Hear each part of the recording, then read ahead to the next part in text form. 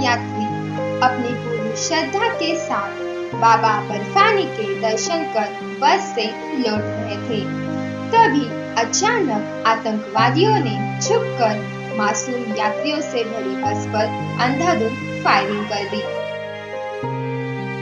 इस हमले में कई लोग जख्मी हुए, वहीं 7 लोगों की मृत्यु हो गई।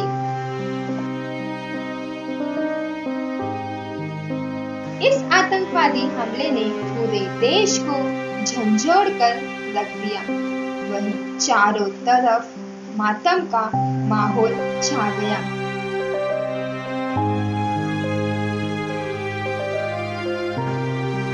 इस आतंकवादी हमले ने बस ड्राइवर सलीम ने अपनी जान पर खेलकर कई यात्रियों की जान बचाई। देश भर में इस आतंकवादी हमले का विरोध हो रहा है।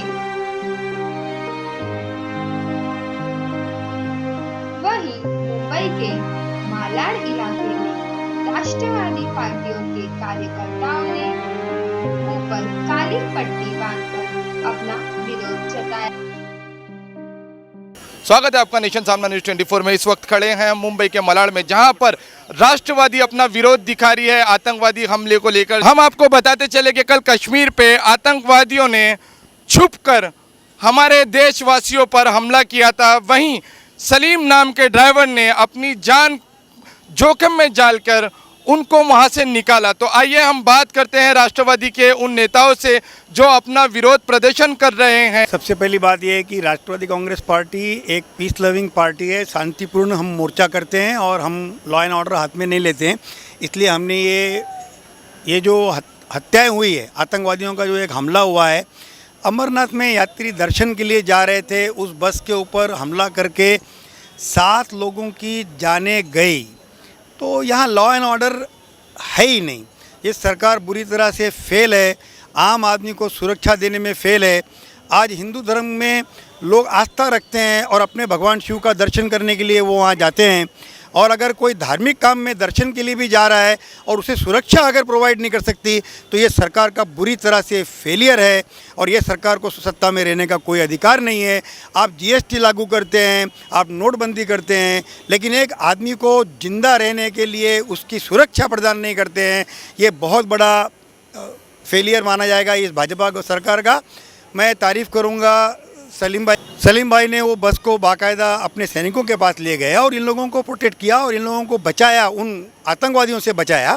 इसके लिए मैं उनको सैल्यूट करता हूँ। राष्ट्रवादी कांग्रेस पार्टी की तरफ से हम सब उनका अभिनंदन करते हैं और हम सब उनको दिल से सम्मान देते हैं। आम आदमी को जीना आज मुश्किल हो गया है, उनको कोई सुरक्षा नहीं है। बाकी कंट्री में देखिए, आप टैक्स लेते हैं तो बहुत कुछ उसके बदले में देते हैं। यहाँ आप टैक्स लेते हैं तो दे क्या रहे हैं? आप कुछ भी नहीं दे रहे हैं आप। तो हम इसके बाद में एक तीव्र मोर्चा और करेंगे कि हम साकली ऑपरेशन पे बैठेंगे और इस तरह से आगे हम बैठने वाले हैं सरकार के फेलियर के ऊपर। क्योंकि जम्मू में भी सरकार उनकी है, कश्मीर में, सेंटर में भी उनकी है, होम मिनिस्ट्री उनकी, सारी सत्ता उनके पास है, लेकिन ये आतंकवादियों को रोकने में बुरी तरह से असफल हैं। क्योंकि यही मोदी एक दिन बोलते थे, तुम एक सर काटोगे तो हम 10 सर काट के लाएंगे। लेकिन ये छप्पर इनका सीना भी आज दिखाई नहीं पड़ता है। यात्रा करने से फुर्सत मिलेगी तो सीना फुलाएंगे ना ये।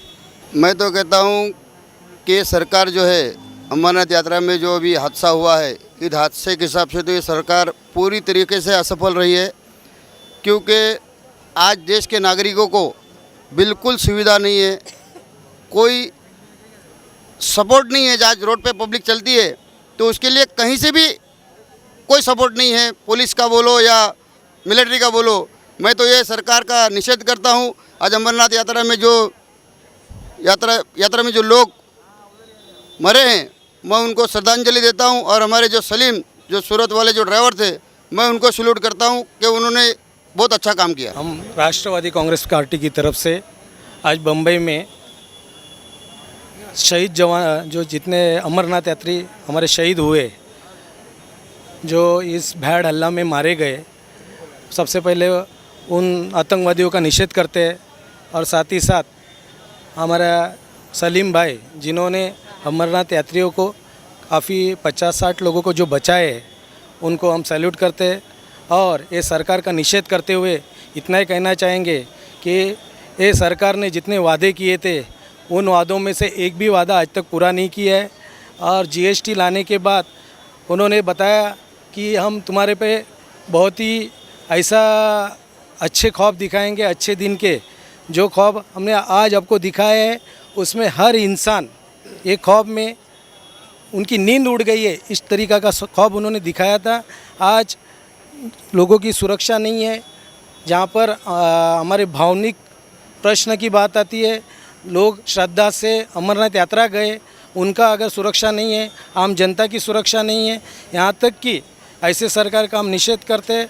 और जीएसटी लागू करके इन्होंने सबसे पहले हमारे देश की जनता पर ये कहर बरसाया है कि गैस सिलेंडर जैसे, पेट्रोल और डीजल जैसे लोग वस्तुओं को जीएसटी से अलग रखा, जिस पे 57 से 58% टैक्स लिया जा रहा है।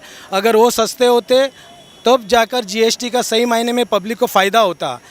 कांग्रेस गवर्नमेंट 14% में जीएसटी लागू करने वाली थी, लेकिन उसको इन्होंने विरोध किया और वही चीज़ को थूक कर इन्होंने 28% से चाटा है। ऐसी सरकार का हम जाहिर निषेध करते हैं और साथ ही साथ अमरनाथ यात्रियों पर जो हल्ला हुआ है उसका भी निषेध करते हुए उनको श्रद्धांजलि अर्पित करते हैं। सालों में कश्मीर में सिर्फ मिलिट्री के ऊपर हमला हुआ होता था, आज तक कभी यात्रियों के ऊपर हमला नहीं हुआ है। इसका हम विरोध करते हैं और उसका निषेध करते हैं। अमरनाथ तो हमारा श्रद्धा स्थान है, तो वहाँ पे जाना हमारा हक है। हम लोग हमेशा जाएंगे, बड़ी तादाद में जाएंगे, लेकिन सुरक्षा का माहौल देना ही चाहिए गवर्नमेंट को। ये गवर्नमेंट ने पहले वादे किए थे कि हम लोग यात्रियों को ये सुविधाएं देंगे, सब सुरक्षा देंगे, लेकिन अभी क्या हो रहा है, महिलाएं सुरक्षित नहीं है। हम लोग अपनी बच्चियों को घर से बाहर निकालते वक्त टेंशन में रहते हैं कि कैसे कुछ हो ना जाए। तो ये सरकार को सुरक्षा देनी पड़ेगी। हम लोग अमरनाथ यात्रा तो ज़रूर जाएंगे।